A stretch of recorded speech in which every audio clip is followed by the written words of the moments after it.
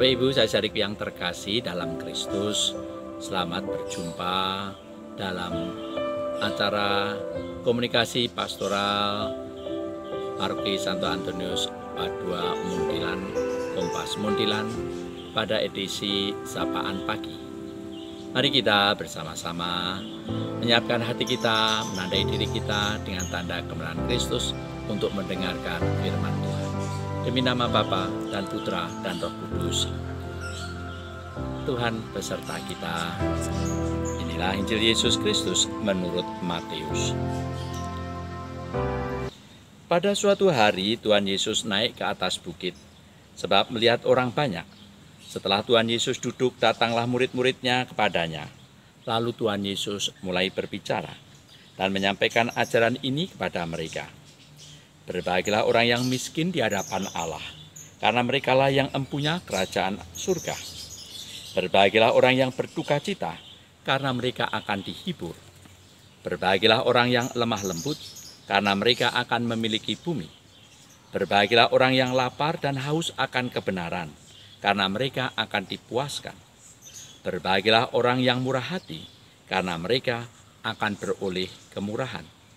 Berbahagialah orang yang suci hatinya, karena mereka akan melihat Allah. Berbahagialah orang yang membawa damai, karena mereka akan disebut anak-anak Allah. Berbahagialah orang yang dianiaya demi kebenaran, karena merekalah yang empunya kerajaan surga. Berbahagialah kalian, jika demi aku kalian dicela dan dianiaya, dan kepadamu difitnahkan segala yang jahat.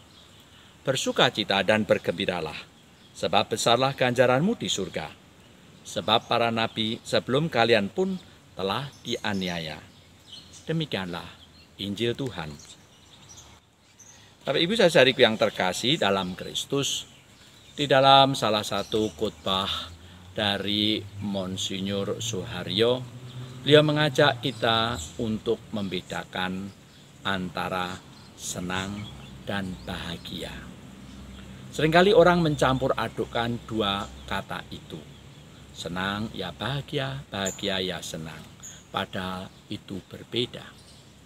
Senang, misalnya begini, aku senang tempe. Kalau ada tempe, maka hatiku senang. Kalau tidak ada tempe, hatiku sedih. Senang itu tergantung pada sesuatu yang di luar diri kita. Kalau ada, itu bisa membuat senang. Kalau tidak ada, bisa membuat sedih. Dan seterusnya.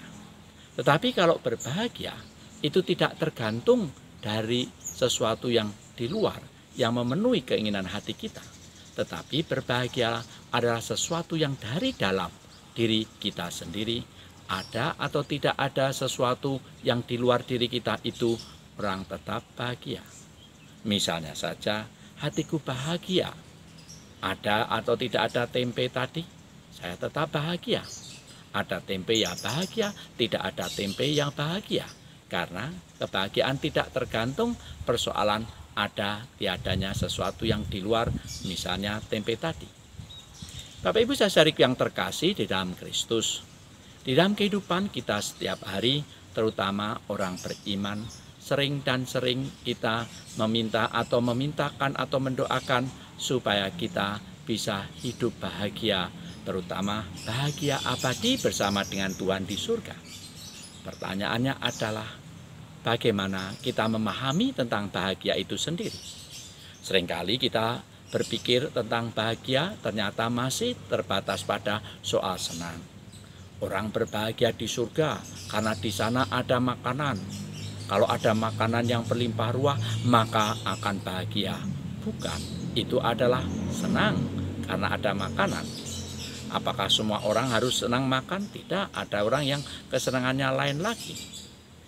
Maka Bapak Ibu saudariku yang terkasih di dalam Kristus, ketika kita sebagai orang beriman merindukan suatu kebahagiaan, tentu ukurannya bukan dari diri kita sendiri, tetapi ukurannya haruslah bagaimana Allah sendiri merumuskan orang yang berbahagia itu seperti apa. Dan Injil hari ini kita diberitahu, dengan Injil hari ini kita diberitahu oleh Tuhan Yesus. Konsep gagasan dalam diri Allah mengenai kebahagiaan. Orang yang bahagia itu seperti apa? Ada begitu banyak hal yang diungkapkan oleh Tuhan Yesus. Antara lain tadi dikatakan, berbahagialah orang yang miskin di hadapan Allah, karena merekalah yang mempunyai kerajaan surga. Berbahagialah orang yang berduka cita, karena mereka akan dihibur. Berbahagialah orang yang lemah lembut dan seterusnya.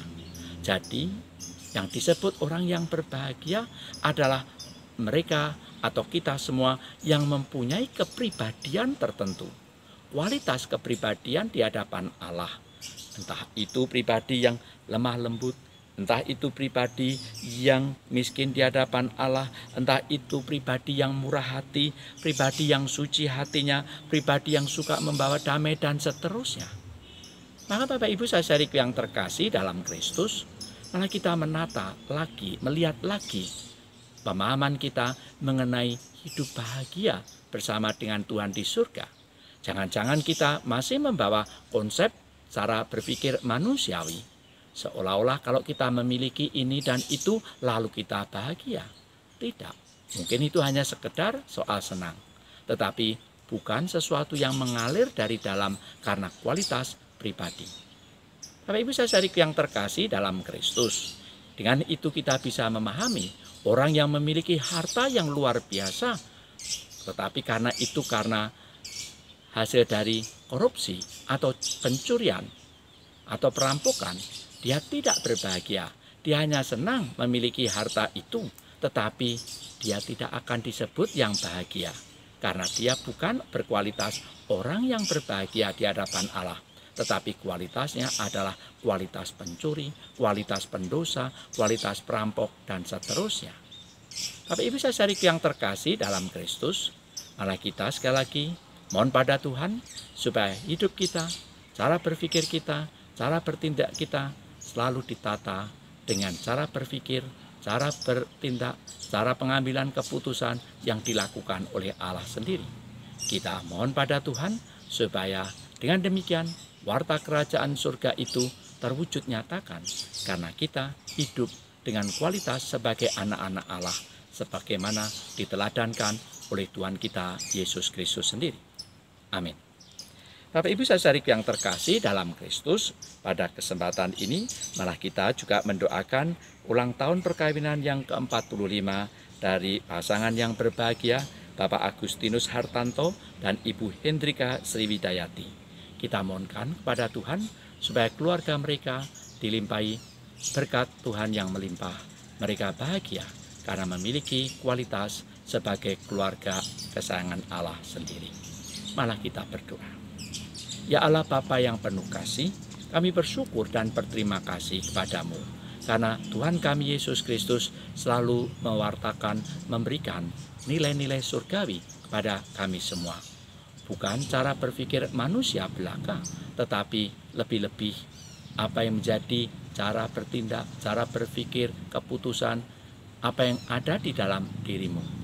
Maka ya Tuhan, biarlah dengan mengikuti pengajaran dan teladan dari Tuhan kami Yesus Kristus, kami semakin hari semakin disempurnakan dengan nilai-nilai surgawi, dengan nilai-nilai kerajaan Allah, dengan nilai-nilai ilahi, sebagaimana yang kau hidupi sendiri. Dan biarlah kami berkembang sebagai anak-anak-Mu yang sejati. Ya Allah, Bapa yang penuh kasih, kami juga mendoakan pasangan yang berbahagia Bapak Agustinus Hartanto dan Ibu Hendrika Sriwidayati yang merayakan ulang tahun perkawinan yang ke-45. Berkatilah mereka supaya mereka dapat tumbuh berkembang sebagai keluarga yang Engkau berkati, keluarga kesayangan Allah yang mewujud nyata di dalam kehidupan setiap hari. Dan biarlah keluarga yang mereka bangun menjadi kabar gembira bagi siapapun dan juga bagi apapun juga. Semua ini kami mohon dengan perantaraan Kristus Tuhan kami. Mari kita mohon berkat dari Tuhan. Tuhan beserta kita. Semoga kita sekalian selalu dilindungi dan diberkati oleh Yang Maha Kuasa, Bapa dan Putra dan Roh Kudus. Amin. Terima kasih, berkat dalam